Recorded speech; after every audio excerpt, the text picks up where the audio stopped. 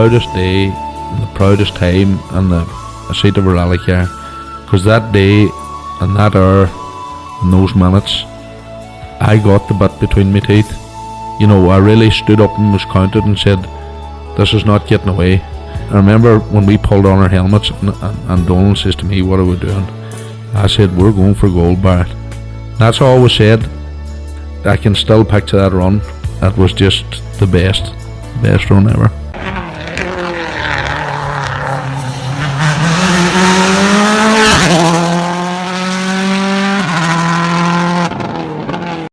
The 2026 season of Krunching Gears, the Rally podcast, continues, and this week we're going to look back at West Cork. And Connor, it was an absolutely fascinating battle for the overall and the modified as well too. So West Cork has been one of those rallies that just seems to be getting better and better every year, and I think the 2026 edition will be long remembered for many years to come. Absolutely, look, a well-established rally, and it always turns up some great stories. And look, in the modified section, we definitely had that all right at the weekend. That's for sure. You know, like John Dalton come away with the one. John has been coming to West Cork for more years, and I'm sure he probably cares to remember as well too. And to see him taking the one again, and then Frank Kelly taking the second place after a very late entry. And we're going to speak to both them, and also John's co-driver is Eurig as well too, so we'll go and speak to them. And then later in the show, it's fair to say a revelation to the championship this year, Sam Touzel and Max Freeman coming over. They have done, they've settled in really well, showed great pace there in West Cork too, so that's a really interesting conversation there as well too. But yeah, as I said there, we're going to start off and going to hear from John Dalton and Eurig. The pace they put on at the weekend, sublime. They had a wee bit of a whoopsie on the first stage. They forgot to turn on the lights, but once they get the hammer down, and especially on Saturday morning, they get the leg stretched in the Darrian, and fantastic. And Frank, as we'll hear then too from him later on, that he was supposed to be heading out to Australia. Unfortunately, Mr. Trump and his misadventures, shall we say, in Iran and that, then put kibosh in the flights and all there too. So he made the trip down to West Cork, and a very successful trip we had. Yeah, listen, fantastic to see Frank. I suppose very much a last-minute entry and like a great result at the end of the day. And as you were saying, just like John Dalton's performance was mega, like it really was. And despite a bit of a huge moment he had on Saturday afternoon as well. Yeah, that's for sure. Yeah, because as I say, John has finished runner-up in the rally over the years. He's been competing there for I would say 20 plus years now too. So to see him come, being still so competitive, great to hear. So we thought we'd catch up with him. So the first voices you're going to hear is John and Eurig. Absolutely no. West Cork is a special place. It marks the end of the winter and the beginning of spring for us, really, because usually we leave here in Wales and it's winter, and by the time we come back, which is over St Patrick's weekend, it's springtime.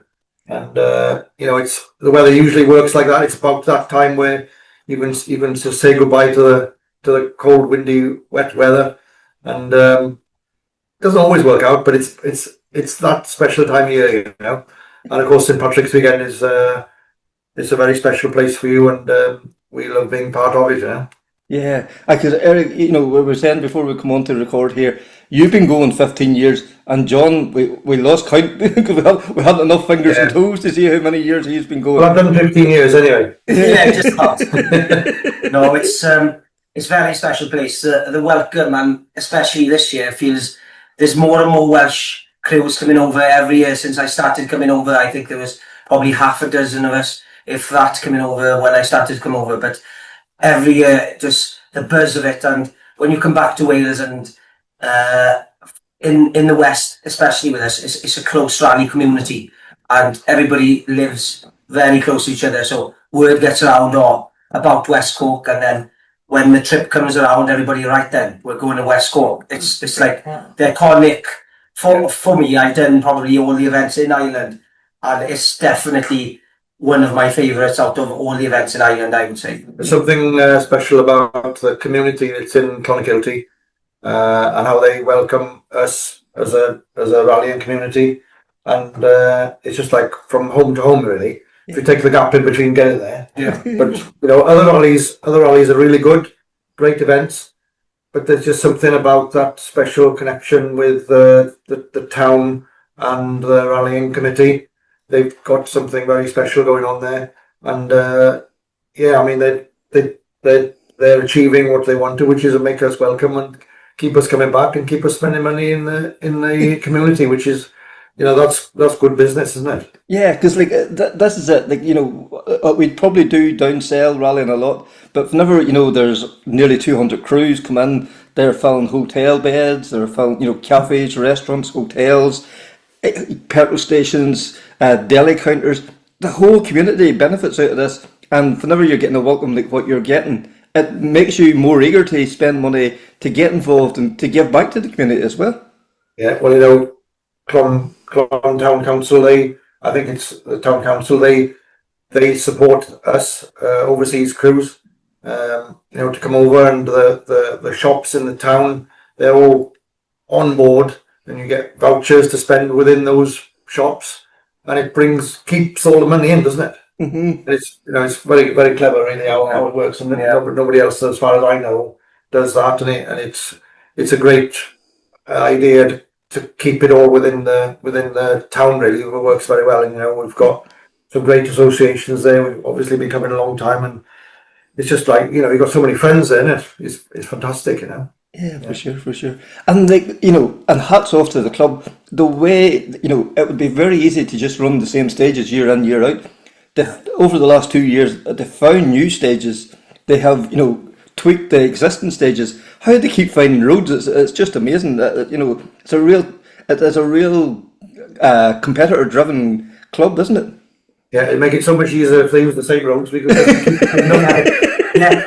But this year, for the first time, it was obviously you've got the iconic ring stage, which it's only one. I actually asked them on the weekend, would you run it the other way? But I don't think they're allowed to run it the other way. Right. But other than that, obviously I've used the majority of the roads. But this year, the combinations, how they were running these stages, obviously they had a couple of new ones, which was unbelievable. That they had found these roads, like you say, and all the stages, that's with West Cork, all the stages are very, very close to each other. So the road miles is very low, which in a way, it's all the competitors love that, because there's nothing worse than spending an hour road section just to do a stage and to come back. It makes you more tired, and the adrenaline goes out. Yeah, the adrenaline goes. But once you go from one stage, bang, bang, bang, into the next, you're just on it all the time then, aren't you? And the best thing for us as competitors is to have fresh stages, so that we can, you know, it's a leveler for everybody. So if nobody, I think there was one stage where it was all brand new. Yeah, for everyone. Yeah, and you know, totally. that was amazing. So we all had 3 runs over it if you wanted those 3 runs, and fresh pace notes, and it was, you know, fastest man wins. There was no advantage for anybody. No. Mm-hmm. And we love that about making pace notes and going competitive on a road. You have got no idea at all where you are. No. Not a clue. And you've got no idea about the next bend coming up. It's all down to the navigator, and that trust and that bond is fantastic, you know. And that's what the magic of doing, you know, closed roads is for us, really. It's full bore. I suppose people are thinking a bit touched, really, but you'll be doing 110 mile an hour, and the navigator still go on. It's like, that isn't logical, is it? But you know, you'll be doing 125, and you're still looking for 7th gear. You still want to go faster. You know, it is illogical, but when you're in it, you want it. just I don't know how fast you would go if you could, but you just keep on changing up, and it's, you know, buzz is amazing, isn't it? Yeah, like, and that you know, that's the adrenaline, you know, you get out of this sport. It's like, you know, yes, the technical places are fantastic and all that, but the opportunity to be in 6th gear and her almost bouncing off the rev limiter and thinking, is there another gear in there, like that? There's nothing else you can find. No other sport can give you that at high. No, and you know, when you're going down the straights, you kind of expect it to be on the limiter, but when you're still going through the bends and over these crests and whatever, you're looking. I've changed into seventh several times last weekend.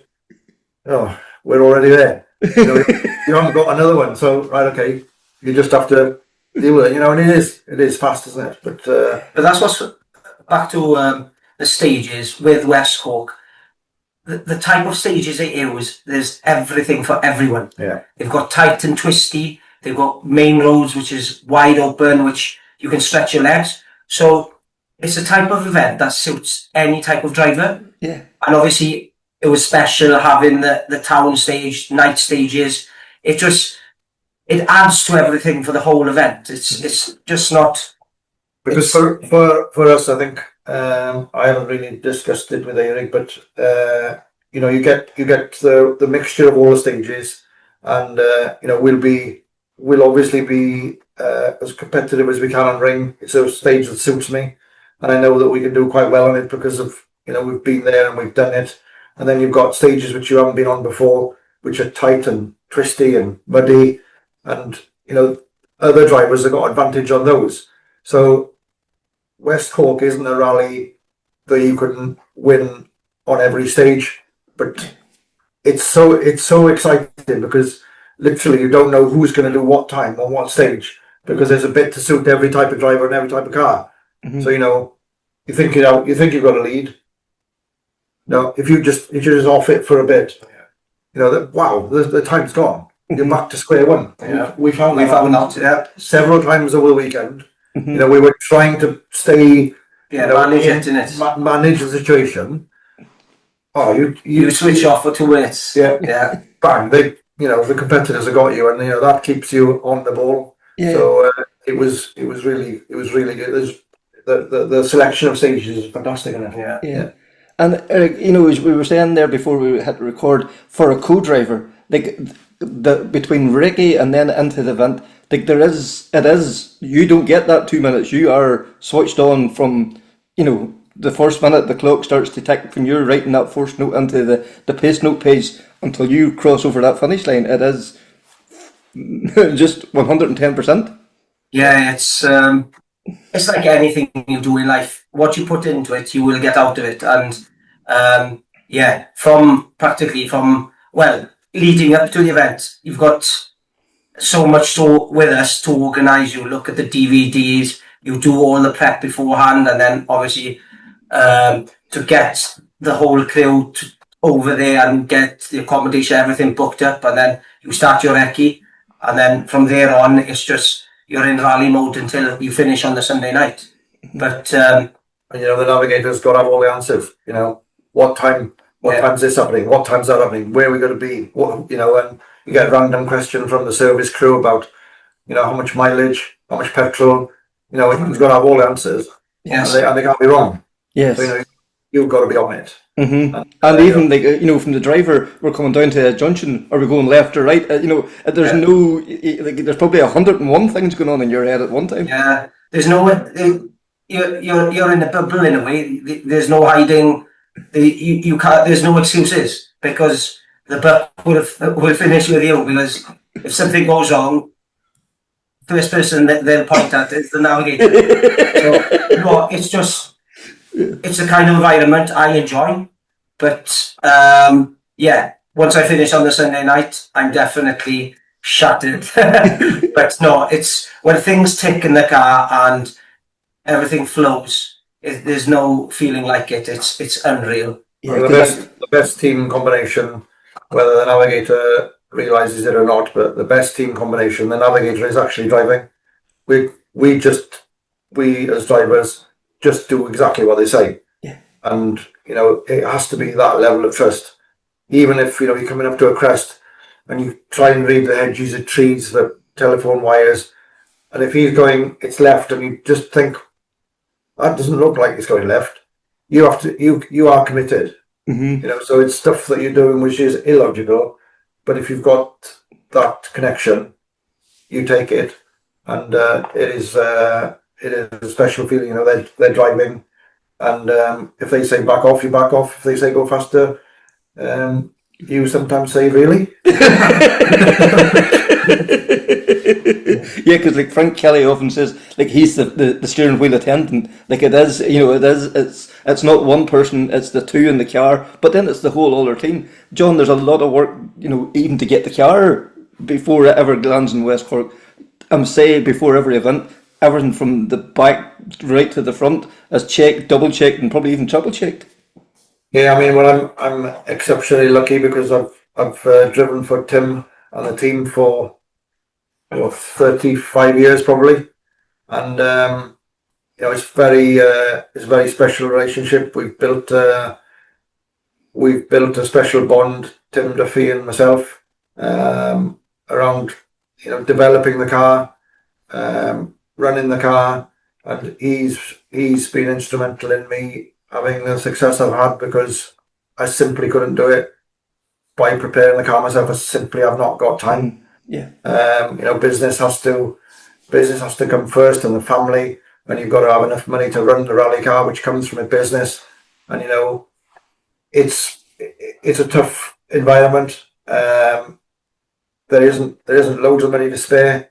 We're just ordinary people, me and Eurig. We just do our jobs, and with the support of Tim and his team, and to see Reese, who had a fantastic weekend. He was an apprentice with Tim, and he used to come to all the events with us, and he's learnt and understood and listened and just been there in the background taking it all in, and now he's there himself taking time out of us, and fair play to him. It's brilliant to see and what Tim's done for all the youngsters and the people he's employed over the years. It's he's an amazing guy, to be fair. Yeah, and it not only it has to be very proud for you to see the way that Darrian has developed. It has become the ultimate modified car. Like whether it's in your hands or some of these other Welsh guys, or even here in Ireland like Kevin Gallagher Egg. It's a very formidable car, but that's all stemmed back from a lot of hard work, a lot of development that yourself and Tim put in. Yeah, well, it isn't always plain sailing. The development of the car, we found things that work, we found things that haven't worked. And in the development, you've gone from a BDA to BDG, you go on to a Millington, and then you go on to a Millington Series 2, then a Series 2 Plus.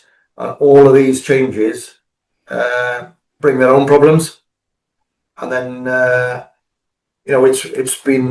it's happened on several occasions. You've got more power, you haven't got a gearbox to take it, so the gearbox breaks. You get a bigger gearbox, then you haven't got drive shafts to take it. We've had wheels passing us on stage as they leave the car because they're just shearing shafts like carrots, and it takes you time and time to build a car that's reliable. Yeah. And I'm really proud of what we've achieved, and to see these boys like Kevin and James Stafford, to see them winning is I'm very proud. For sure. And Egg, for yourself as well too, like as a proud Welshman, to see that this is all home based. This is not a major manufacturer. This is not throw money at it. This is hard work. This is graft that's making all these problems be ironed out. It's all development. That's all happening local. And it's all on a shoestring. Yeah. It's not, no doubt if you took the package and you threw loads of money at it, I suppose we might have achieved it quicker. But it's almost like Tim used to say to me years ago, a lot of people asked him, are you going to build a four-wheel drive car? Well, there's nothing really clever about putting a prop shaft and a set of driving wheels on the front. The clever thing is making a two-wheel drive car as fast as it is. That's the clever stuff on the budget that we've got. It's a real clubman thing. And, for me, he only lives 2 fields away from the farm at home, and it's magic, really, isn't it? Yeah, for sure. And Eurig, for yourself then too, you've come up through. You've been in escorts. You've been, you've built your time in modern cars, the whole lot. To strap yourself into a Darrian and have that, Millington Series 2, 301 whatever brake horsepower, just only a few inches from your helmet. that must be some station going down a stage and hearing that roaring and having the wherewithal to call notes and all. I said before, it's a very special feeling. Yeah, it was like last year. Someone asked me this year, "Oh, what's the feeling like?" Because last year I was in an historic car doing West Cork, and the difference, like I've probably done West Cork in an R5 when it was R5 before Rally 2, and then in a modern Escort, in an historic. So yeah, I've been in a lot of cars, and like the feeling of, especially like the Ring and Ardfield in a Darrian it's crazy in a way, because the sense, after a while, when you're on a wide open road, the sense of speed just goes. You practically think you're flying, aren't you? And it's just, you realise how quick you're actually going with the speed you're having to call notes. And I remember, what was it? I think it was on the Friday night. There was this one section of road on Friday night. Yeah, like I go down the middle. Yeah. And I nearly ran out of breath. I was calling notes so quick. And it wasn't a straight piece of road, but it went on for probably a quarter of a mile. And I was just calling notes as quick as I could. And that's all. I knew there was a tight bend right at the end of it. And I told John, if we could get the sync between both of us to work here, there was a lot of time there. And practically a few hundred yards from this tight bend, I nearly ran out of breath because I could not physically get the notes out quick enough. And I thought, wow, we've cleaned this piece of road. Perfect. And it just, you got to that junction and the buzz, because you knew it had worked, and the timing and everything it just felt good. Yeah, but no, it's some car, and you can't, people ask me, oh, what's it compared to many cars I've sat in, because I sat in a few of the old world cars, the 12Bs and stuff like that, and it's just, you can't explain, because you're so low. It's just a proper racing car, and it's The noise. oh, it's just, no, you can't explain it. It's impossible to explain it. Yeah. And John, that what he's saying there too, that explains the trust between the two of you. Like, he knew that section of road that was going to count, and he, come hell or high water, he was not going to breathe until he got to that corner, and that told in the timesheets at the end of the stage. Yeah, well, it's kind of, we didn't really know how it was going to work. I mean, Eurig hasn't sat with me. I think he did one stage in Baicaradigion before the big bail incident, and I thought he did a really good job up until that point. Not that he didn't do a good job, but you don't really know, because how is the sensation going to be for him? How is he going to take to it? How do we get on? Do I understand what he's talking about? Because you are 100% trusting in that person, aren't you? And we did the first stage. I didn't go well, did it? Oh no, I realised as soon as I come out of the street and the street lights, I hadn't put my lights on. It was like, where's the lights gone? And we are not used to driving in the dark, and it isn't like normal. Where's the light switch? And I couldn't find the light switch. And anyway, we did that stage, and that was fine. And then the next stage, right, we've got to concentrate now, get your thoughts together, and then the only way I can explain when something's working between a navigator and driver is when you don't think.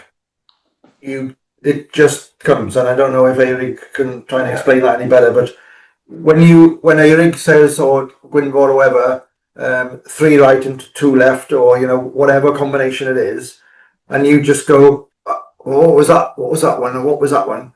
That's not thinking. It's when you don't think, and you don't need to think. You just know exactly where you are. And that's the skill of the navigator, delivering a note at the right time. And I've got no idea how they do it, because it's just bonkers. But when you're not thinking, that's when you're motoring it. Yeah, definitely. Yeah. And it's concentration, isn't it? Yeah. But the funny thing is, like I said to John after the Friday night, a Darrian is not a very easy car to call notes in the dark, because it's quite claustrophobic and everything is on top of you. Yeah. And because you're so low in the car, you've practically got to, you can't see out, so you've got to feel all the bends through the seat. So your timing it is, especially in the dark, it's quite difficult to get timing perfect with that car compared to a lot of cars that I've sat in. But for some reason, it might be the way John drives, I don't know, but it just felt nice. Yeah, it worked anyway. And, Yeah. It works for sure, yeah. And then, through Saturday, the weather was fantastic. Sunday now brought a few challenges with a few squally shores and all that. And is it with the Darrian then, like, if it's changeable conditions, does it make it more twitchy at the back end then with all that power going out through the back wheels, or? Well, tyre choice was very difficult on Sunday because you had a loop of 3 stages, and you knew that the last stage would be dry even if it was wet, if that makes any sense, because the wind was blowing there, and it's an abrasive surface. The middle stage, was a lot of shiny tar, very fast, but still, you have to have a softish tyre there, and a lot of dirt in the middle. In the first stage, you really needed an intermediate wet tyre. So it was always going to be a compromise, and we decided to go with the option we took to try and make the most of the fastest pieces. So a fairly medium tyre, but with a wet cut to keep the balance in front. We could have gone faster in probably all the stages, but it's compromise of tyre choice, isn't it? And you have to work around the choice that you've made. So if we'd have gone softer and more cuts on the back, we probably could have gone quicker on the tighter stuff and the twisty stuff. Maybe we'd have gained more time than what we did on the faster stuff. But above all and everything else, you have to be safe. Yeah. And you have to drive within the capabilities of what tyres you've chosen. And I think that was the difficult choice for us on Sunday, was that compromise. Yeah. Where have we got our strengths and where are our weaknesses, and making sure we didn't push where we had the weakness, because that wasn't sensible. And it was a very challenging day, and we had a few dramas, but Lady Luck was on our side. We had fan belt issues for we weren't sure what reason, but we did have some fan belt issues, and we managed to get them sorted out before leaving service. But little did we know, I didn't know until this afternoon, that the alternator mountings had broken, and that's the problem that we had, because we lost alternator on the finish ramp in town. We just had a red light on the dash, and one stage before that, it would have been game over, wouldn't it? Yeah. So you need so much luck to get a result.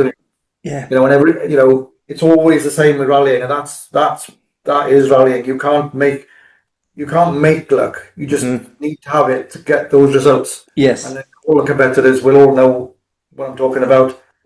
Sometimes it's with you, sometimes it isn't. Uh-huh. And when it's with you, just grab it and take it. Absolutely.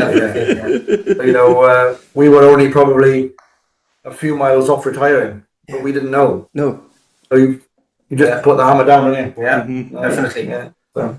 And then you had another man trying out the Darrian for size on Sunday evening as well. Frank Kelly, he wants to borrow it sometime and take it into the woods, he reckons. Frank is a great competitor. He's a great ambassador for the sport. He's raised the profile of Irish rallying without doubt, and so many supporters, and he's such a nice guy. Yeah. He is Irish rallying, really. Yeah. And we're very lucky and privileged to be able to call him a friend. And he's just some guy, Yeah. And to get him sitting in the car, I've got some photos there. Brilliant. But we did talk about swapping cars, so I'm still up for that, but not sure if he is. It over-delivered. If you think that'd be impossible with the fun we've had over the years since 2009, I think it was my first time we did it at a very short notice, and it was a summer thing this year with the way the things pulled out. But what a rally! Water Rally. I'm still buzzing. You'd think it would be hard to impress me now after all this years of ripping and wrecking, but I could have went for another day or two under. I genuinely could have, because it was so enjoyable. It was such crack, and the buzz in the car and everything is just a class weekend. Yeah, because like I don't know how they do it, but they keep managing to pull out the weather as well too. Like the weather gods just were so kind to us over the weekend. Like up here in Donegal, we had thunder, lightning, hail, and it seemed to be reasonably settled down there. Maybe an occasional passing shower, but nothing too bad. Well, you see, West Cork's God's country, basically. It was really strange because we, with the whole thing being last minute, we went down Wednesday and recce'd Thursday and the better Friday before the season started, and it pissed. It pissed, and every weather app you looked at was giving you more rain and more wind and even sleet and snow, and there was a weather warning on Thursday night going into Friday, and I went, this is just going to be a hateful, shitty, pishy sort of a weekend of rallying. And Friday afternoon it fared up and the sun came out and went, what's going on here? And Friday evening was dry in the dark, and Saturday was a really nice day. Sunday now there was a few squally showers, threw a bit of spanner in the works, but compared to what it could have been, it was nothing. Yeah, and like you were, if anybody doesn't know by this stage, you were due to be out in Australia, but unfortunately Mr. Trump had other ideas and you had to stay at home. Yeah, I think Greg McCarthy or Steve Davies or some of the boys from West Cork gave Trump a ring and said, "Here, boy, what could you do for us?" And they come up with a war in the Middle East, the pair of boys. But it was last minute, very much last minute. It was maybe 6 weeks ago. The whole thing came together to do Bathurst, 165 stage kilometre gravel rally in one day, just about 2.5, 3 hours in from Sydney.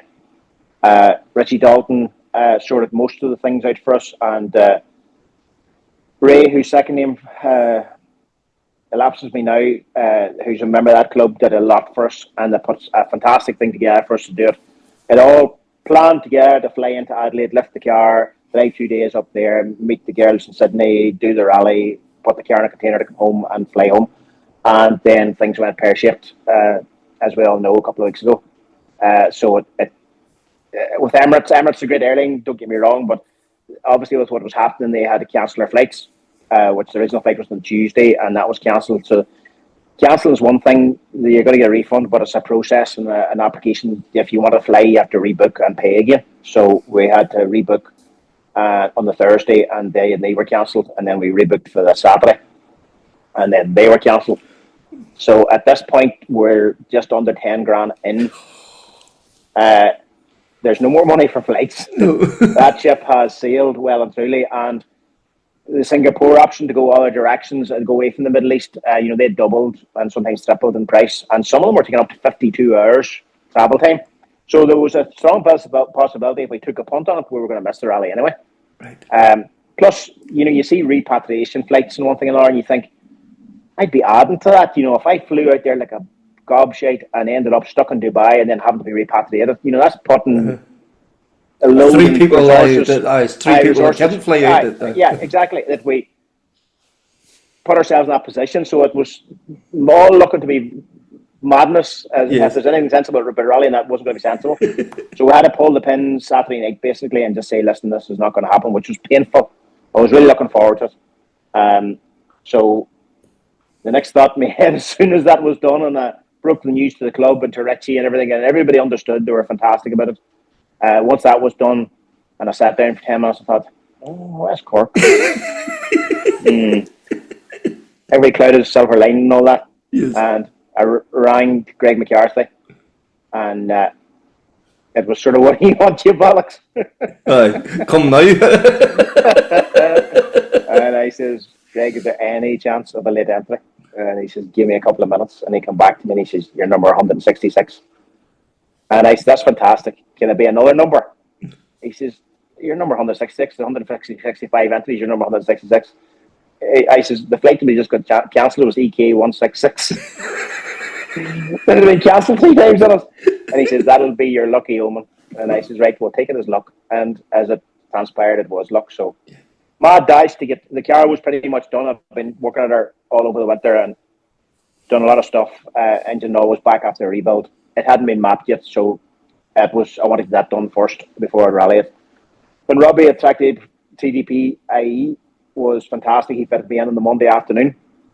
He had a full week of work himself, but he got her fitted in, got her turned around for me. And Wednesday he was struck off for Cork, and there started your recce Thursday, bit of Friday, and then rally Friday night. Yeah. And you often, you always say that every winter, you start at the back end of the car and work your way forward. Have there been many revisions to the car over the winter? Well, you see, I've been telling everybody for a couple of years now that I'm so happy with the car, I'm not messing with it anymore. I'm just refreshing and making good. But I took a head stagger over the winter. Frank, you're Euler. This car needs to be better. And I went back into my Ackerman solution of doing bits and pieces, and went a wee bit of another direction with that, thinking that when I come back from Australia, I'll do a bit of testing and see what this does. And I changed spring rates, and I did a fair bit of stuff in geometry changes, went back on the tension stuff. Did a lot of wee changes that added up to a lot of, a big change. And I thought, we'll be doing a testing, and then we're down the road on Wednesday, we're hearing the trailer, thinking I haven't done a few to the roundabout yet. This could be a disaster.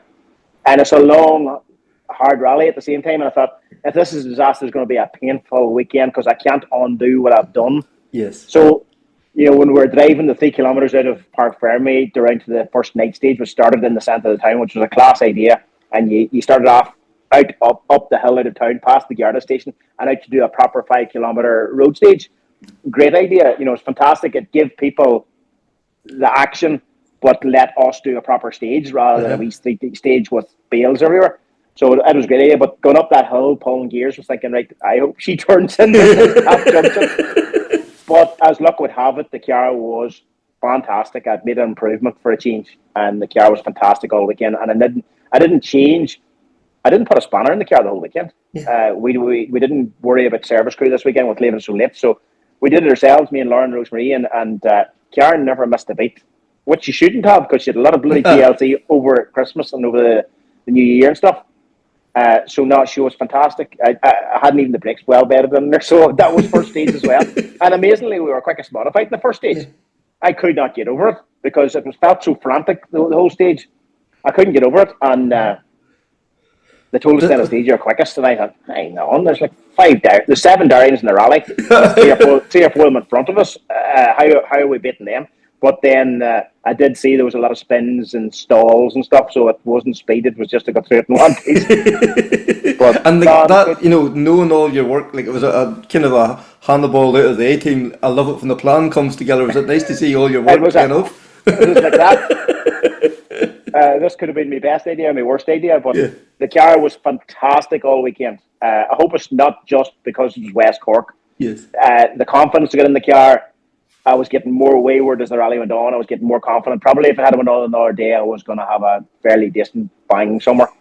We did have a bang third corner into stage 2 after being fastest modified in the first stage. We put her out 3 corners into the second one.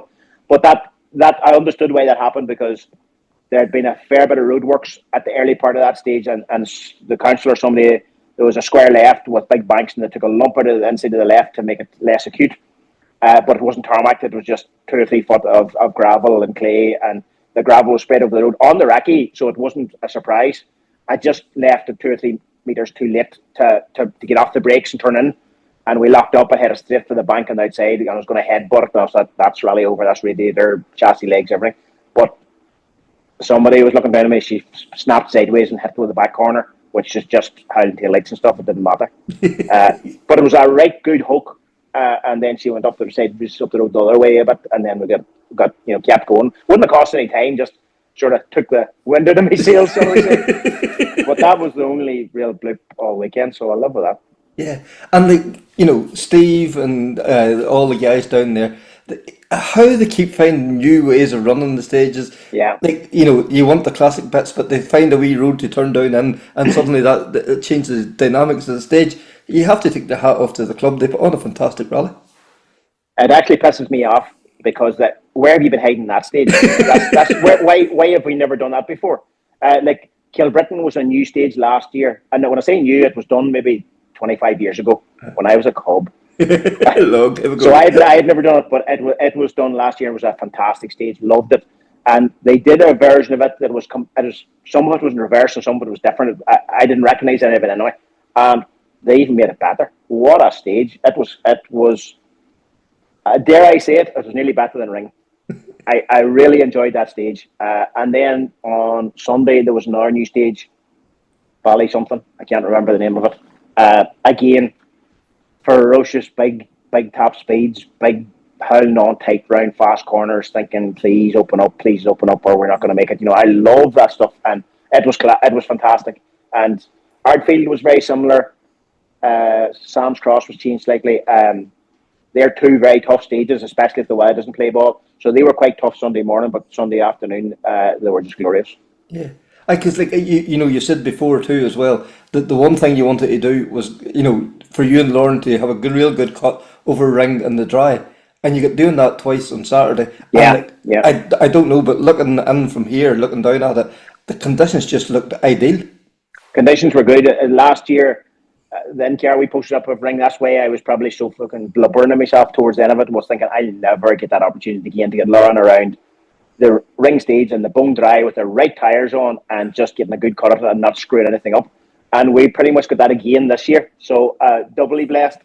Now the second time around Ring we got red flag, but it was basically the last junction. We'd done the stage, and thankfully nobody was hurt. I really didn't care that we didn't get a time. We got doing the stage essentially. So that was good. Probably better not go back there again because I'll never get it dry. And like you see people out and about. It was cold but dry. Typical hardy spring weather, which is lovely. Class conditions, and to see so many people out at the junctions and stuff, from all over, and the Welsh flags and stuff like that. There, it's great to see it. Yeah, isn't it amazing? The guys come over from Wales who are not it's not their normal territory, being on close roads. They do maybe road rallying but mostly forestry. To see how they come over and be so competitive, it's a real credit to them. And it's not an easy journey either. Yeah, exactly. They make a big effort to get there. To be fair, I was going to go to Australia. I would go from Australia to Ireland to do them stages as well. But no, it's a big effort, and you do your day's work and one thing and another. It's shipping, more diesel, accommodation, and everything. It adds up. But I don't know many of the 7 Darrians were Welsh. I know they're all born in Wales, the Darrians, but I don't know many of them. I know there was a couple of local lads in Darrians that were going well as too. But when after the first night, the 2 next stages, we dropped back to 5th. Mickey Carbon was in front of us in an escort, and then there was 3 Darrians. One of them was local and 2 Welsh ones. But John Dalton, obviously we all know John Dalton, and he had Eurig Davies sitting with him. Know him really well as well. They were in a different league, flying. Great to see John, getting back into the swing of it, and just supreme driver, just knows his car and knows West Cork well, obviously too, but great driver and great sportsman as well. So it was great to see him doing well and winning the modified to finish up. But the 2 young lads that surprised me, I'm a disaster. Reese. Oh, that's Gethin. The first time in Ireland here in Reese and Gethin. 2 young fellas in a Darrian, 2.5 Darrian. Apparently their first rally on pace notes. Jeez. They've done a lot of, obviously, circuits and stuff. Yes. First rally on pace notes, and them lads were till the tits in them. But as I posted up, like butter wouldn't melt. And they slipped into West Cork under the radar. Yeah. And they were leading after the first 2 stages, I think. And only for a puncture on day 2, they would have been second, modified, only for a puncture. Going really, really well. They're stars of the future. They will be stars of the future. And there's a lot of Welsh lads like that. There's a lot of Welsh lads, like the lads were over, again, I can't remember the names, for Wexford last year at a oldish Darrian, and they flew as well, and they haven't done much closed roads rallying. Yeah. So they're obviously brought up with it in their bloods. Plus, when you talk about Wales, the amount of Welsh marshals that are over, yes, unbelievable. And all, like our marshals, friendly, there for the right reason, great smile, wave, lovely people doing a great job, and only for them we wouldn't get doing it. But that, for them to come over from Wales and spend the money to get here, and then put a tabard on and go out and do that there is unbelievable. That's for sure, yeah, because they're giving up, as you say, it's costing them to come, and then giving up their own holidays, their own time, and taking time away from their own family, or a lot, and maybe make it as part of a holiday as well too. Yeah, you see, obviously I didn't want to be sideways but you feel like you have to be to thank them for what they've done. Otherwise, I would just drive like a normal person. Normal person, Frank Kelly. And I seen you had a wee look in round the Darrian too. I seen you a photo up of you sitting in. You were very comfortable looking. Well, it is built for a dwarf, to be fair. So I fit that category. It is interesting to see into them. I love seeing, it's even with the Rally 2 cars and stuff like that, and the Rally 3s, whatever. I love to see the technology. It's not necessarily they want to go and rally them, but I love seeing the technology and the different take on things and just the engineering that's involved. And the Darrian's some bit of kit. And as I said to John Dalton, I was waiting to go with the finish ramp. I slipped into her, and the way your feet, it's like a Stratos. I set the Stratos once, your feet head off towards the middle of her. The pedals are nearly, the navigator can use the pedals as well. And your feet's heading that way. And I thought that would take a while to get used to, and the steering wheel's pinned to the dash because there's no other room for it. Your fingers are nearly against the dash. And then there's a Millington or whatever sitting over your shoulder looking to come in. And I says to them, what about a gravel spec one? Surely they would be some bit of kit on gravel. Yeah. They're bound to be, with the weight over the wheels and the traction. And they seem to like sliding. They don't seem to be like a 911 Porsche always gives you the idea that as soon as you get the pendulum on, she wants to swap in. Keep going. They look different. Obviously, the engine's mid-mounted rather than hanging over the tail. But I think you get the suspension travel and get a 15-inch set of knobblies on her. Should be some yoke down through the forest. You watch any of the videos of the Darrians coming out of the junctions in West Cork, because it was quite gravelly, kind of coming out. I was going to say not so much wet, but it got dusty, believe it or not, and gravelly, and it was hard to get out of junctions, especially Sunday morning. We suffered big time, but them things just seem to dig down and just head for the road. It was a big class. Yeah. So, Mr. Darrian, if you're out there listening. I did ask. I says to John, because he's obviously well affiliated in Darrian. I says, many spare tubs and shells and grooves and stuff to keep and clams. And many. Do they set them? He says, they're sort of built to order. And I says, well, could you order like half a dozen at a time, but have them stored there? You didn't have to pay for them till you get them, sort of thing. That would be the biggest problem. Is, I dropped the car off at Gavin de Givney on the way up the road, GMC Auto Pairs, and he's putting a back quarter in her, which I just dug out.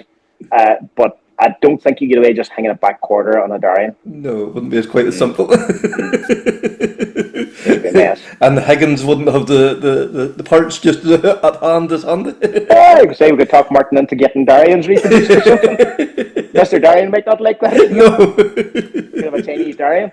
Yeah. So, I suppose then the final thought is West Cork, if you haven't been, get there. And for you, is it one of the first, where possible, is it one of the first to go back into the diary for the next year? Absolutely. We actually rebooked our accommodation before we left. Obviously, that was the biggest thing about doing Bathurst. As soon as the whole thing was put together, I realised, oh shit, we're going to miss West Cork. And I had rung the lads and said, it's like 7 weeks ago, I'm not going to make the rally this year. And Jesus, there's plenty of people doing the rally other than me, but no problem. We understand. You only get one chance to do that rally. That's great. And then ringing on the Saturday before, please ring it. But that's the kind of people you're dealing with down there. No grudges, no, well, you had your chance and you didn't take it.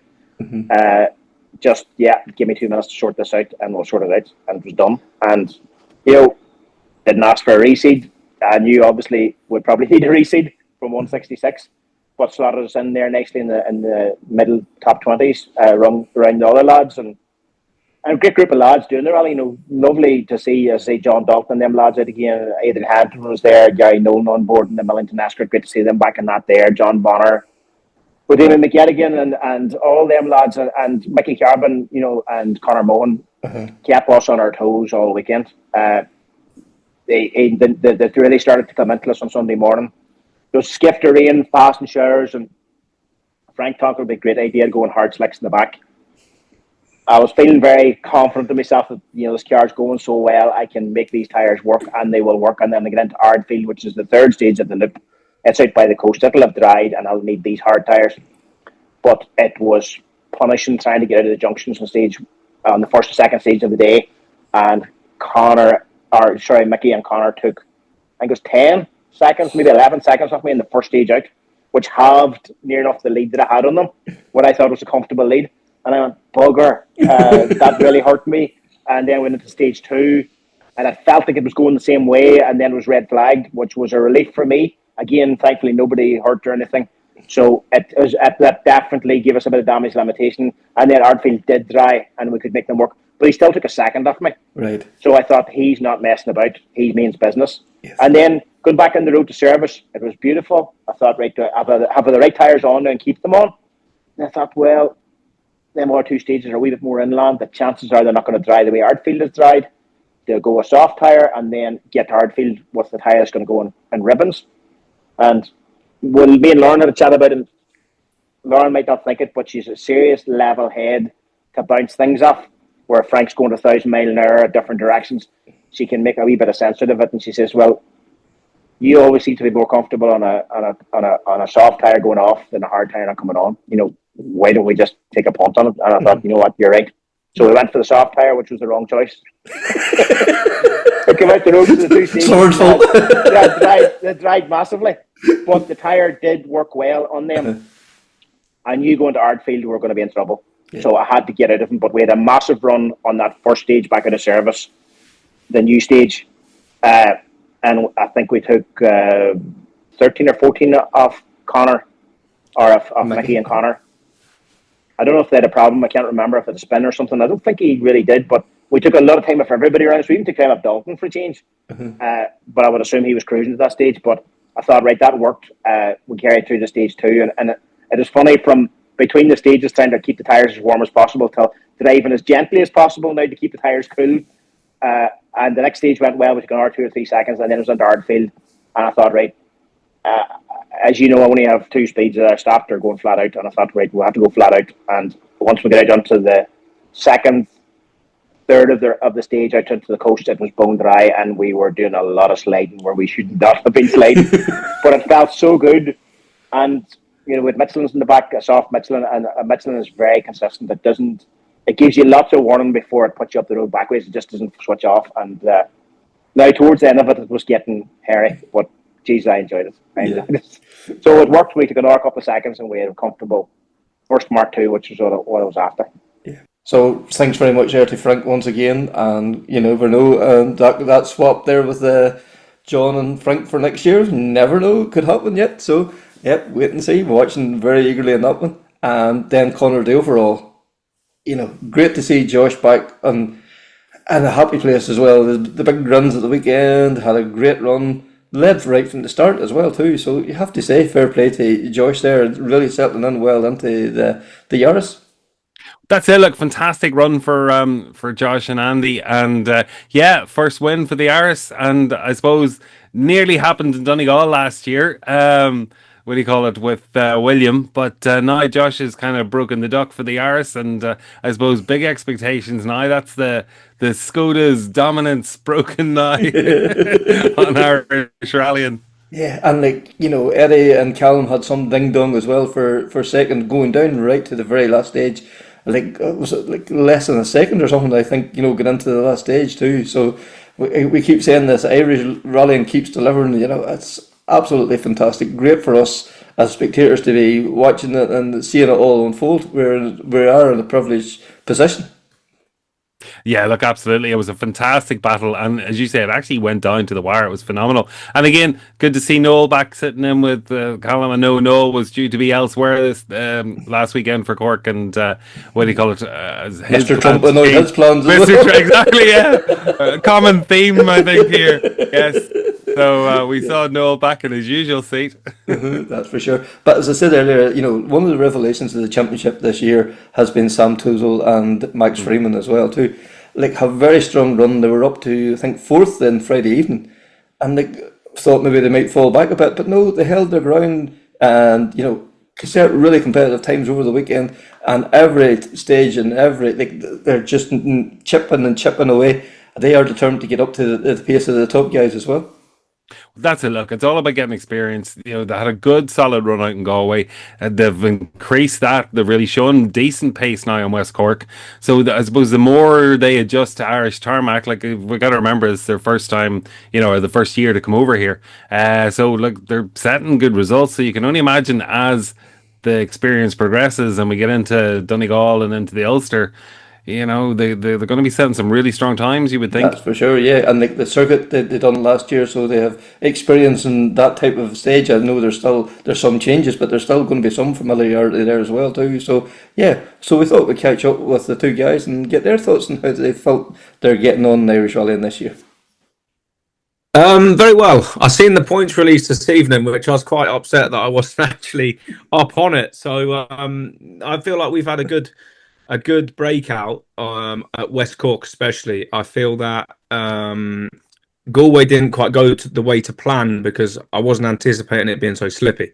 And obviously, for your first time touching down in Ireland to try and see how the pace is, I feel like I kind of got swept away from the site that me and Max had on our events. So we learned a lot, and it's great. It's a great place to be. But West Cork, obviously, for us was a solidifying the pace that we know we can find. It's just tidying up areas, and I just feel that Irish drivers are some of the best on the planet. So let's just enjoy this ride. Mike, it sounds very simple. No, like Sam says, it's a great place to be, and we're really enjoying being here. And yeah, we want to be in the fight. We're doing our homework, and we're putting everything in we can to these rallies to go and enjoy them and be a part of it and experience it all in all forms of it. And just we're very grateful to be here. Yeah, and how have you found it from a co-driver's point of view? Like have you found all the other co-drivers, the other crews very welcome and helpful then whenever you are approaching an event? Yeah, so I've experienced a lot of Irish rallying before again, and it's great to bring Sam into this environment, and the whole spectators, the crews, the other competitors, the marshals, the organisers, they are very helpful, very supportive, and very proud to have us here, and we want to enjoy it and experience it for everything that we can as well. Yeah, for sure. Because as much as it's great to come over and be competitive and all, but to get that Irish welcome, that Keed Mille Fulches we talk about here, is that something that you pick up on very quickly? Yeah, it's all about having, as you can see, positivity in motorsport is good to see, and obviously everybody in Ireland is positive. Like, obviously, you must have your Karens in your areas that you do your PR and all your homework to get the rally in. But all the people that are actually attending it and doing it and traveling for it, and I just feel that everyone's on the most positive side of it, which is beautiful to see. Whereas there's no BS in about time controls, or it's all left to the stages, which is what I really rate here. Because whenever you rock up in somewhere like Clonakilty, like a town that has went out of its way to embrace the rally, the right from the shopkeeper to the hotel owner to the guy that drinks down his local pub, everybody wants that rally to be there, and they've done their best. They've closed off their town Friday night to let you rally through the streets. Yeah, everyone was so welcoming, and to be fair, the amount of people that were lining them streets of that evening, they had kids, they had families, they had flares, they had horns, they had all sorts, which was, everywhere we went when we were in the town, me and Max, everyone was asking, "Oh, are you competing, or are you here for it?" Or everybody had this big like atmosphere that everybody knew somebody doing it, which is so welcoming. And especially when we got some vouchers for being overseas crews, it gave us a bit more of an incentive to go out into the town and go and have dinner with all these places. We went to 4 or 5 different places each throughout the week for dinner, and it was brilliant. It was a great place to be. Yeah, I could Max. That means an awful lot for anybody, but for crews coming over and being given that welcome, it must make you feel part of the event. It must make you feel that this is something different. This is somewhere we are being made very welcome here. Absolutely. I mean, we're just one of a number of many crews that have travelled across from the UK to come and experience this wonderful rally here in Ireland. And yeah, there's local community, like Sam said, each bar, we went to the petrol station, we went to the supermarket, everywhere we went, everyone we interacted with, everyone knows what the rally is. They're fully supportive of it, and it's just great to see. It's great to be a part of. Yeah, and then whenever you land on the Tuesday or the Wednesday before the event, for a co-driver, you're switched on right from the start, because there's recce, there's planning the service, the fuel, there's the tires, all that has to be going through your head. And then this man here wants to know where he's going to as well, and where we're going for dinner tonight. You have to have all the answers, don't you? Absolutely. I mean, the preparation starts days, weeks before the rally actually kicks off, and we're there in the first couple of days, and like you say, we've got the recce, we've got different signing on, we've got recce signing on, we've got different places we need to be. This, the ITRCs, we had headshots we had to do.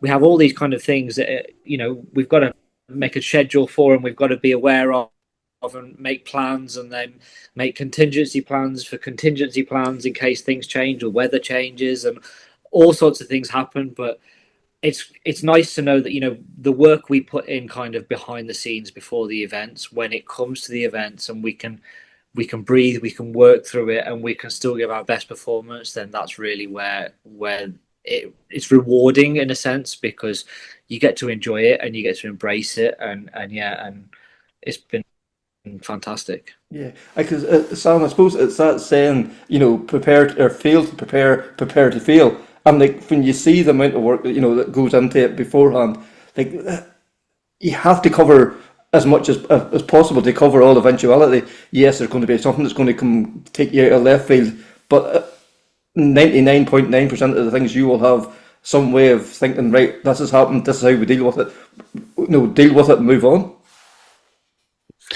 Yeah, I've got to say I'm quite lucky to have Max. He's obviously been around this game a lot, and I haven't. So it's basically brains in the broad sort of thing at the moment. And we just got to keep at that, because obviously Max will always have a plan afterwards. I'm just going with it most of the time. I'm just the driver. I'm the steering wheel attendant, as he calls me. So yeah, it's quite good that I've got him, because without that, I don't think just jumping in with, say, a local co-driver from where I'm from to go to events like this, with the size of the sheer size of these events, I just think it would be a prepare to fail, unfortunately. But you've got to have been around this to eat, sleep, and breathe this to actually want to be at an event that big, because it's not just a small event. It's there's so many moving parts to it. The team, Max, myself, my family, accommodation. It's just, I know it doesn't seem a big thing, but traveling from as far as I do as well, and then Max having to bring all my bits over, it's unbelievable the amount of work that goes into do these. So if there's a contingency plan needed, Max has 9 times out of 10 already got it.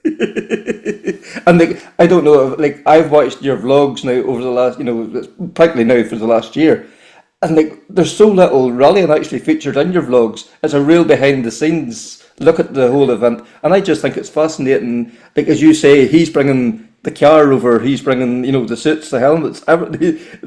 There's nothing that Max is kind of he is a plan. He has a plan B, he's a plan C, he's a plan D almost as well. Yeah, I am. We have to say that it's better. When I was looking at this rally inside, this British and Irish rallying that I was getting into, I could not find very many things that took my interest to actually get onto. And there was a fella, I think his name's Richard. He'd started doing vlogs, and I thought, oh, he's brilliant. I started watching him, and then he just stopped for a while, and then I couldn't find anybody else to do it. So I kind of said to Max, I want to show people what's going on.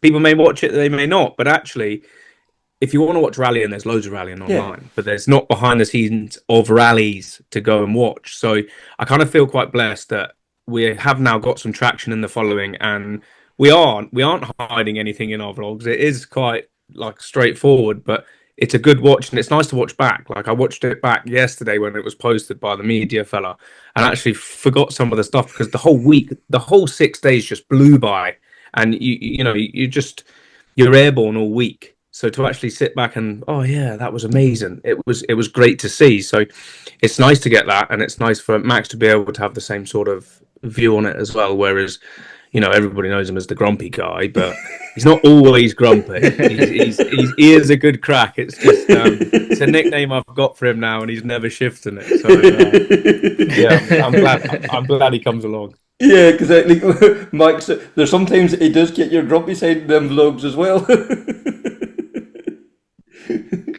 Absolutely, I mean, but one thing that, and Sam made this comment when we were making this vlog, is he said like it was such a breeze, like, and it was so natural that we are there. There's nothing unseen on these vlogs. Like literally everything, we're showing everything to the world, and we're quite grateful to make it because it's so natural. It's so, this is what we're doing. We want to show the world this. Come and get involved. Come and experience rallying and be a part of it. And whether that's organising, marshalling, competing for themselves, or even just spectating and just coming to follow this journey, then let's get involved, because rallying is the best sport in the world, and we believe that, and we want to just show that to everyone that can experience it. Yeah, because that we keep saying this about rallying. Anybody that comes and gets their arse parked in a car and gets up and down a road in a rally car, they get out of it and they're just, Sam, you said something there, they're flying. They come out of it and their senses is just heightened to the 10th degree. It is such a rewarding sport, and to get to do that like so many times a year, like how is there any other high that you can get to replace that? For now you go back to work on Monday or Tuesday afterwards, is it oh, here we go again kind of thing? You're straight into work, and the first thing I normally get on a Monday is a message off Max like, just remember, however many days it is till the next one, prep starts now. There's always that next chapter that we've got to start, and it is good. It is great that the euphoria you get from it. Like I'll always say, when I go rallying, I'm like a dog with two dicks. I am so excited, and you can see it in the emotions, in the videos, in the vlogs. People actually capture that, where I'm hyperactive. I'm buzzing like that. That excitement isn't fake. Like, no. I've got so many experiences that I'm always looking at the next one. I'm like, oh, can't wait. So, and Max has the same thing. It's just I don't document that because it's your show. You're the star. Yeah, no, I just I can't let him have all the fun. But like Mike said, it's a partnership. Like, and what a tight partnership it has to be, because you're putting your full faith in him to do as you're telling them, and he's putting his full faith in you to do as he's told as well too. Like, so it's 100% both sides of the car.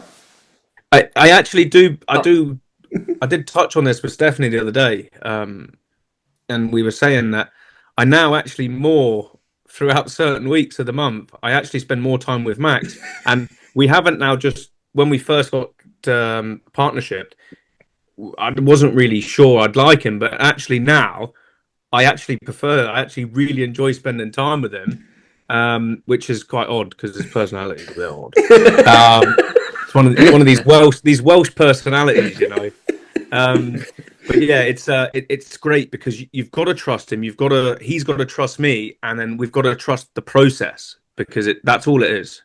Yeah. And Max, for you, this is the same question. It's absolutely true. I mean, these partnerships between driver and co-driver, they're not easily forged, but you need to find someone that you can collaborate with, someone that you can get along with, because like Sam says, like, his wife and me, like, there are some periods of time where he's going to spend more time with me than he's going to spend with his wife, and that's just a weird dynamic to kind of imagine, but we need to get along, we need to bring out the best in each other, and we need to have a laugh, and we need to really strive for that best in performance. And the really rewarding thing for me has been seeing since the beginning of our partnership together with me and Sam is just the development and the rate at which we've moved forwards in leaps and bounds. And I'm very grateful, and it's very rewarding, very enjoyable to be a part of this experience where we can say to Sam, right, this is the next goal, let's attack that one, and this is the next goal, let's attack that one, and just work together to try and accomplish this amazing thing. Yeah, because like Mike's in reality, this guy has been rallying at this, the highest level for what, less than 3 years. To see where he's come from to where he's at, this is only like this is not the end product. This is only still work in progress. Absolutely, Sam's come from a two-wheel background, if we like, with motocross and supercross kind of things, and then to get into four wheels, into rallying, and then to come across to the UK and then really take steps forward is fantastic. And we are far, far, far from the finished product just yet. We're going to keep developing, keep improving, and we've got big goals, we've got big ambitions, and let's work towards those and see where we end up. Yeah, for sure. Because Sam, like, do you ever kind of look back and pinch yourself how far you have come on in such a short time, or is it just move on to the next one, move on to the next one? Is it that kind of rapid fire? I do look back at certain rallies and I think, my God, I'm going slow there. But I also look at it, whereas I never knew I wasn't able to get to this pace now. I always knew that my brain speed was there. I just needed to work out how to harness the actual hands and legs doing the same sort of thing and processing it. But I live by a motto where it's slowly catches the monkey, because at the end of the day, it must be great to see for lots of other people, but really this is our third season. We're the third event into our third season of driving one of these cars, and we're now just starting to unlock pace. But the pace is all in the development, and the more we spend time developing together, the faster I'm seeming to go. So it's all a bigger picture. But I do look back and I think, if only I'd have known that now. Like back then, it would have been a bit of a different scenario. But it's all well and good. 1 minute you're up the top, next minute could be shit or bust. So it's just slowly incrementing the way up. And we know where there's so much time. It's just smoothing everything out and getting it there. Yeah. And because you're so lucky that you have a really good strong team around you as well. The two of you in the car, you have the guys prepping the car. Each and every one of them, it's just they're allowing you to get in and forget about all those other, is the car, is this done, is that done, or whatever. You're getting in the car, and what you are concentrating on is the information that Max is giving you at that moment. Yeah, so I've got to actually give it up to the team that prepped my car. PB, Phil Bradshaw and his team have run the car brilliantly. They do such an amazing job for what we do.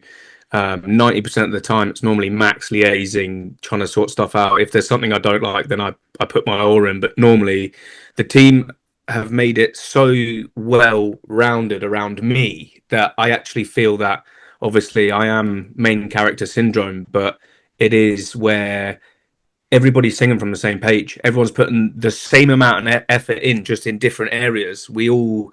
Everybody sacrifices for this.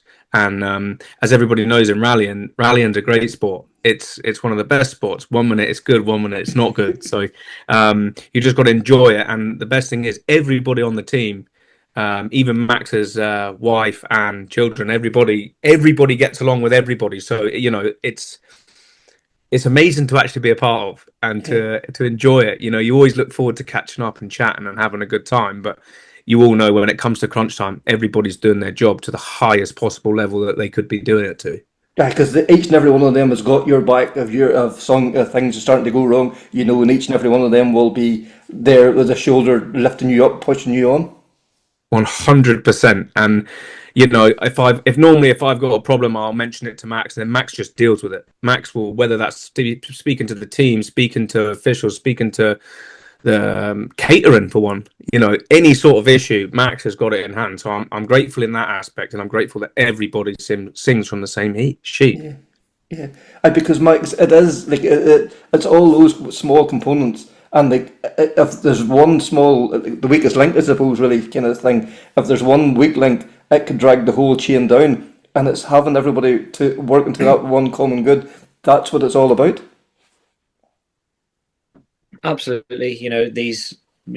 West Cork's a big rally, as are many other rallies on our calendar. And we have a big team that's supporting in us and the families and everyone behind the scenes. And like you say, you're only as strong as your weakest link, you know. And if we don't have that support network around us and really driving us forwards, then we're not in a position to perform at our best. But we're very fortunate that everyone around us, you know, the entire support network is there with us, wanting us to progress and to proceed. And we can really capitalize on that and work together and achieve amazing things, you know.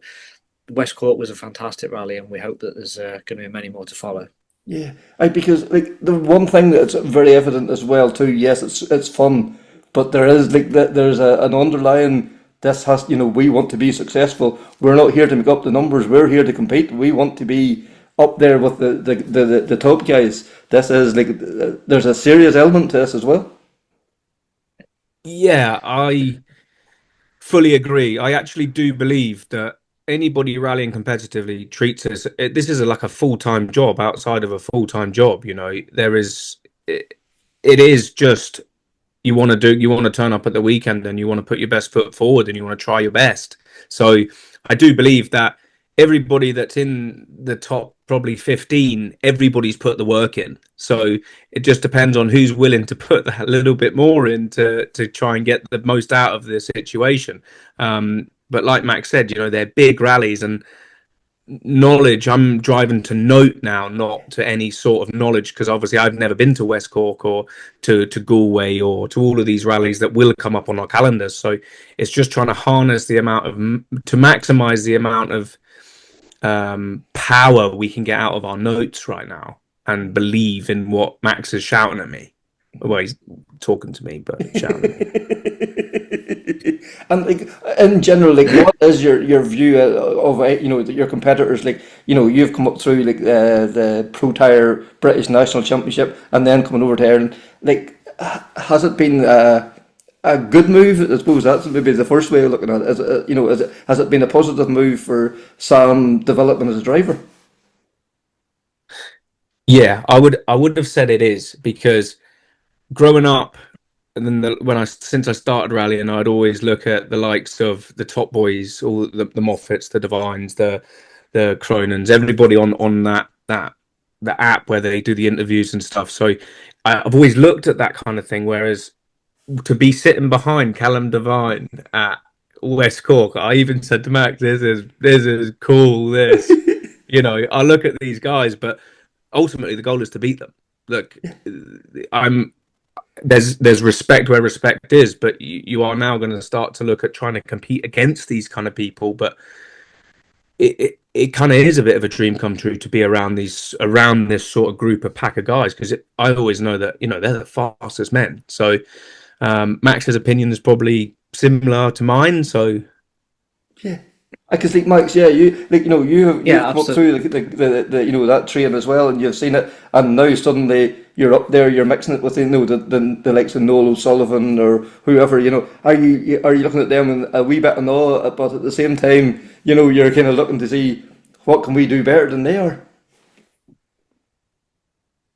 Absolutely. I mean, you know, I'd like to say that all the competitors around us are fantastic and very, very supportive, and you know, we try and help each other and have, you know, good conversations with each other the best we can. But we're all competitive people, and we're all trying to look at each other and see where we're at and what we can do and what we can all do differently, and learn from each other and help each other out. You know, I mean, Irish Rally is a fantastic place to be, and we do all try and help each other out, actually. So no, it's a great place to be, and yeah, we want the fastest people to win at the end of the weekend. And Yeah. if that's something we can support and encourage, then Yeah, because Sam, we seen it there, like at the weekend, like the top three guys, like it was crazy, like it was unbelievable. Like there was no quarter asked for, no quarter given, and like you were like, and it's only maybe 2 or 3 seconds a stage. You were off that pace, but it was just unbelievable.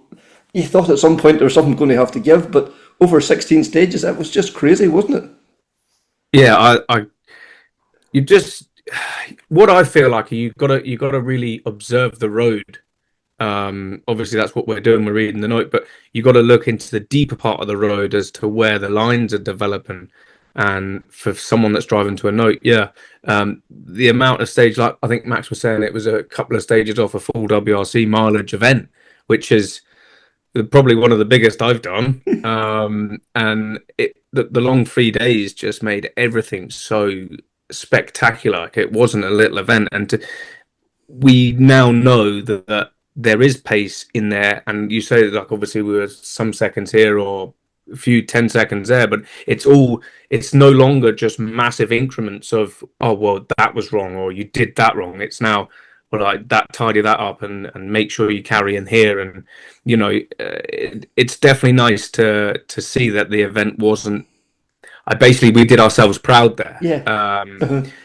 But we've always known that we're gonna be quick soon enough, but it's just knowing when's the right time to basically for it to come out.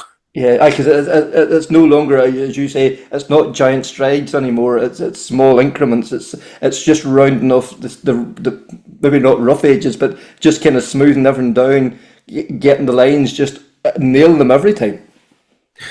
Yeah, and also not feeling too brave. I like to. I pushed on certain bits where we know that I now understand since the debrief with Max that I shouldn't have been doing certain bits, and I should have tidied up these junctions, and I shouldn't have been pulling the handbrake there. And there was so many bits where I think, oh yeah, you're right. Yeah, hate to say it, Max, but you are right. So, we have got this. There is always the development side of it afterwards, the debriefs and the post-rally talks that we have to go through to try and develop this. So that massively helps, once the onboard is studied and Matt Edwards gets a hold of it and then tells me that I've done X, Y, and Z as well. It's all a good learning curve for me. So I've just got to.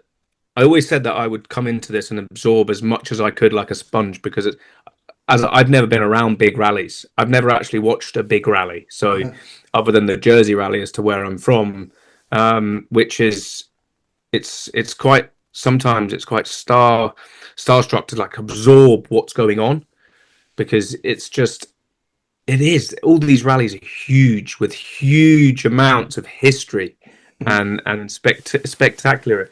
It's just amazing to be a part of. For sure. And you just mentioned a name there, Matt Edwards, like a man that is fast made easy, and like he has took so many drivers, and no better man than yourself. What he has done for crews up and down the country, across the UK and across Ireland as well too. He has a great way with him of showing a better way of doing things. He does have that element, yeah. Insert Matthew Edwards discount code here. Yeah, no, he does. He's very thorough at what he goes through with us. Anyway, every time we do something, he gives us a lot of knowledge. He does help a lot of people. Maybe it may not be big strides, it may be small strides, but there's always something. He'll always help with setup or car changes. He'll always have something that you're not, well, personally, that I'm not doing right, that he can then pick up on and say. Between him and Max, they talk quite thoroughly, quite a lot, because I don't need to be in the message. So yeah, they do a lot of stuff for me. So I do feel that Matt is a very valuable part of British and Irish rallying, because he's on the ferry over there at least twice a week, I think, to do tuition. So yeah, he's good at what he does, and he's especially a good asset to have in my corner. For sure. And then Max, looking forward now to the rest of the season. Like, I know you're still doing some rounds of the Pro Tire, but in the Tarmac Championship, the Circuit Ireland's only a matter of a couple of weeks away now. Those preps already started, has it? Yeah, so Circuit is fast approaching, and we are starting preparations. We've also got the first round of the British Championship to also start preparations for. That's going to be the week after the Circuit. It's just great to just get on the ground and get running. We enjoy competing in Ireland. We'd love to be able to do more, and to the position that we're in the ITRC at the minute, we're very grateful, and we're wanting to increase our pace and to keep going. So Circuit is around that we're both familiar with. We hope we can come out and give a good showing. So let's just keep the work going in the background. We'll see what we can do in 2 weeks' time. Excellent. And Sam, I suppose last word to yourself. It's going to be narrow that gap and try and give these boys at the front a fair race now. Yeah, I'm not holding too much expectation on myself yet.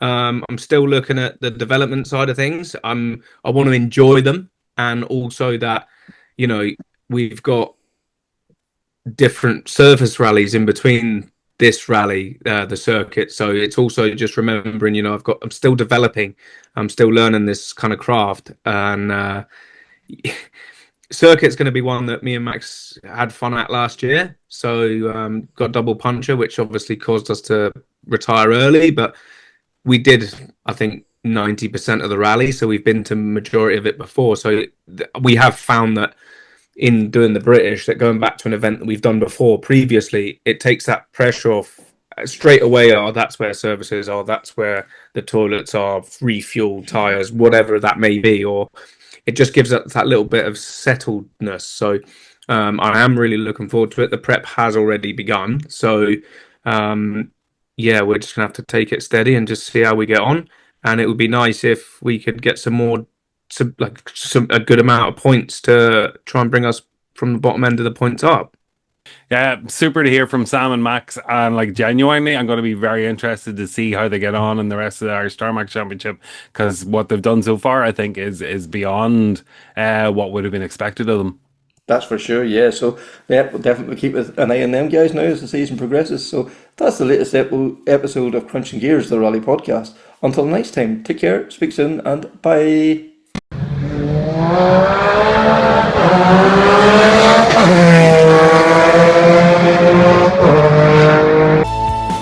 It's the proudest day and the proudest time in the seat of a rally car, because that day and that hour and those minutes, I got the bit between my teeth. You know, I really stood up and was counted and said, this is not getting away. I remember when we pulled on our helmets and Donald says to me, what are we doing? I said, we're going for gold, Barrett. That's all was said. I can still picture that run. It was just the best run ever.